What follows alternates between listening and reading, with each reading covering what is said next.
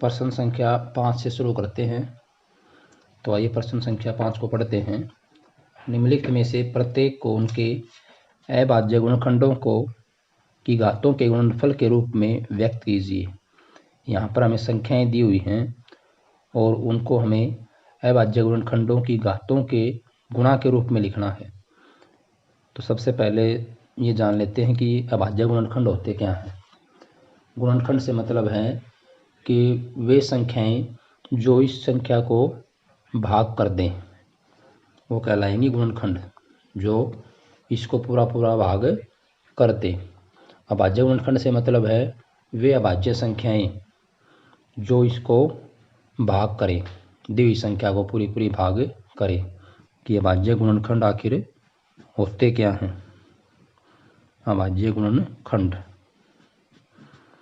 जैसे हमारे पास है संख्याएं 2, 3, 5, 7, 11। ये जो संख्याएं ये हैं अभाज्य संख्याएं। वे संख्याएं जो एक से और खुद के अलावा किसी से भी भाग ना हो वे कहलाएंगी अभाज्य संख्याएं। या वे संख्याएं जिसके एक और खुद के अलावा कोई और गुणनखंड ना हो वे अभाज्य कहलाती हैं। तो अभाज्य गुणनखंड से मतलब हमारा ये है कि वे संख्याएं, वे अभाज्य संख्याएं जो इन दी हुई संख्याओं को भाग करती हों। तो पहला पार्ट है 648। 648 हमें इसको अभाज्य गुणनखंड के रूप में लिखना है। तो हम क्या करेंगे, 648 को भाग करेंगे। सबसे पहले हम शुरू करेंगे 2 से, क्योंकि 2 सबसे छोटी अभाज्य संख्या है। तो इसको पहले 2 से भाग करेंगे। ये हमारे पास आएगा 324। फिर 2 से करेंगे, ये हमारे पास आएगा 162। फिर 2 से 81। अब ये 2 से भाग नहीं जाएगा। अब 2 से अगली संख्या अभाज्य संख्या होती है 3। तो 3 से भाग करेंगे 27। फिर 3 से 9। फिर 3 से भाग 3 और 3 को 3 से 1। तो 648 को हम लिख सकते हैं, हमारे पास 2 है 3 बार,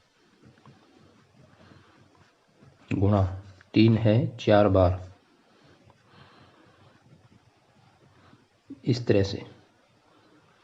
तो ये हो जाएगा यहाँ पर 2 की घात 3 गुणा 3 की घात 1, 2, 3, 4, 3 की घात 4। तो ये हमारा आंसर हो जाएगा। नेक्स्ट पार्ट है 405। इसको पहले हम 2 से भाग करेंगे। 2 से भाग नहीं होगा, फिर 3 से देखेंगे, 3 से भाग हो जाएगा। ये हमारे पास आएगा 135। फिर 3 से भाग जाएगा 45। फिर 3 से करेंगे 15। अब इसको आप 3 से भी कर सकते हैं और 5 से भी। अब इसे हम करेंगे 5 से। तो ये हमारे पास हो जाएगा 3 की गुणा 3 से कितनी बार है, 4 बार, और गुणा में है 1 बार 5।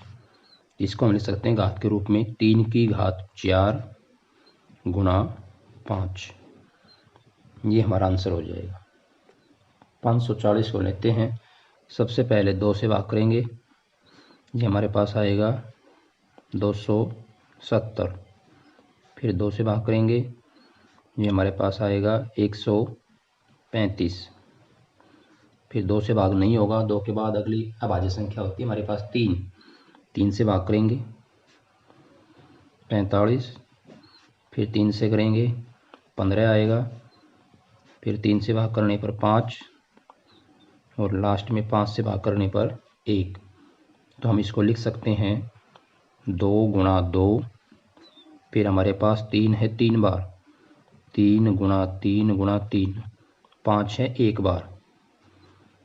तो ये हो जाएगा 2 की घात 2 गुणा 3 हमारे पास है 3 बार, तो 3 की घात 3 गुणा 5। ये इसका आंसर हो जाएगा। हमने इसको अभाज्य गुणनखंड के गुणनफल के रूप में लिख दिया है। अगला पार्ट है 3600। 2 से भाग करेंगे 1800 आएगा, फिर 2 से करने पर 900 भाग, फिर 2 से करेंगे 450, फिर 2 से 225। अब ये 2 से भाग नहीं जाएगा, 3 से करेंगे 75, फिर 3 से, अब ये 3 से नहीं जाएगा, 5 से जाएगा।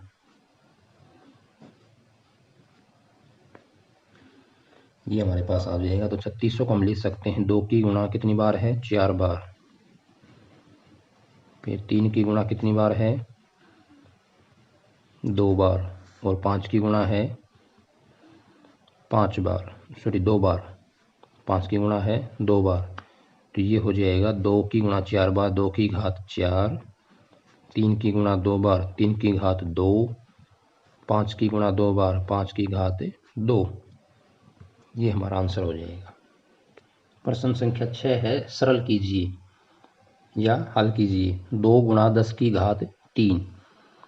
तो इसको हम यहाँ पर लिख सकते हैं 2 गुणा 10 की घात 3 का मतलब है 10 की गुणा 10 से कितनी बार, 3 बार।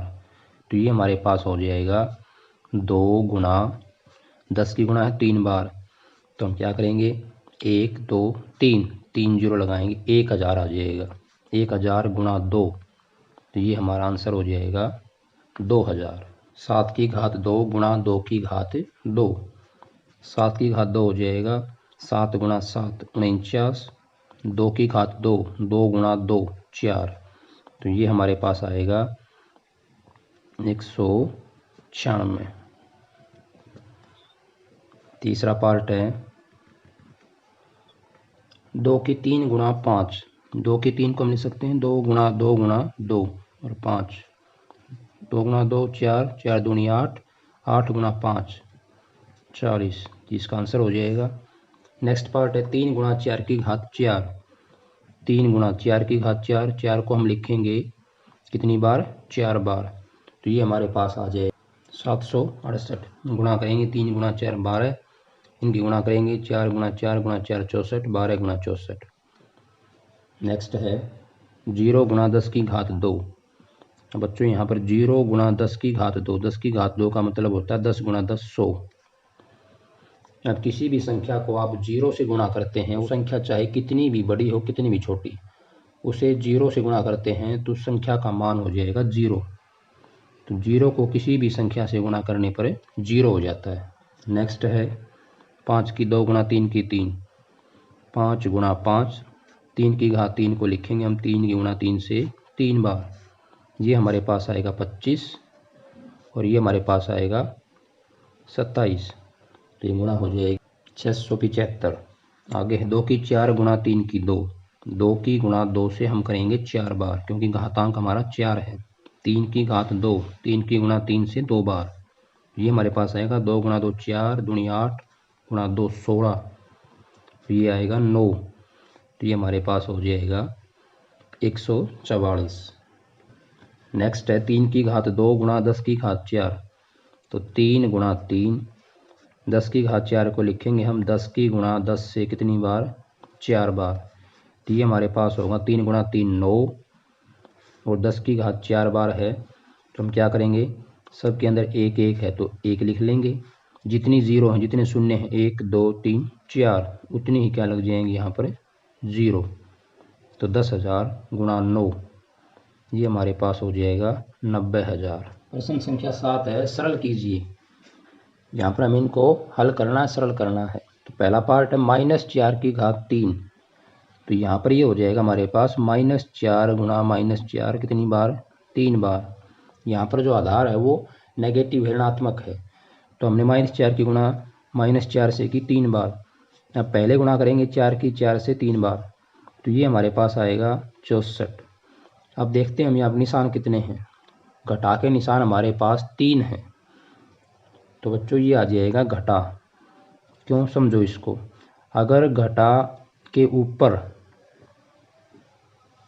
यहाँ पर घटा के साइन है, घटा की संख्या है, उसकी जो घात है अगर वो है विषम, विषम यानी कि 1 बार 3 बार, 5 बार, 7 बार, इस तरह से।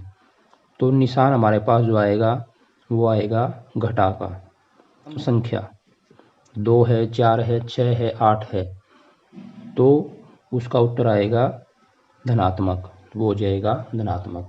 तो यहाँ पर हमारे पास घटा के ऊपर है 3 विषम संख्या, तो हमारा आंसर आएगा नेगेटिव, घटा में ऋणात्मक। सेकंड पार्ट है -3 गुणा -2 की घात 3, -2 गुणा -2 गुणा -2। तो ये हमारे पास हो जाएगा 3 गुणा 2 6 दूनी 12 दूनी 24। और यहाँ पर हमारे पास नेगेटिव नंबर हैं जो घटा वाले चिन्ह हैं वो कितनी बार हैं, 1 2 3 4 बार, यानी कि सम है तो धनात्मक, ये 24 ही हो जाएगा धनात्मक। अगला पार्ट है -3 की 2 गुणा -5 की 2। अब इसको यहाँ पर हम लिख सकते हैं, देखो बच्चों इसको लिखने के 2 तरीके हैं। एक तो आप इसको सीधी गुणा कर सकते हैं जैसे ऊपर की है, या फिर यहाँ पर दोनों की जो घात है, इसकी घात 2 है, इसकी घात भी 2 है, तो आप दोनों को इकट्ठा करके भी लिख सकते हैं कि -3 गुणा -5 और सारे की घात 2।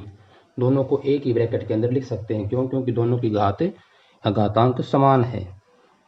ये हमारे पास होगा -3 गुणा -5 15, उसकी घात 2, तो ये हो जाएगा 225।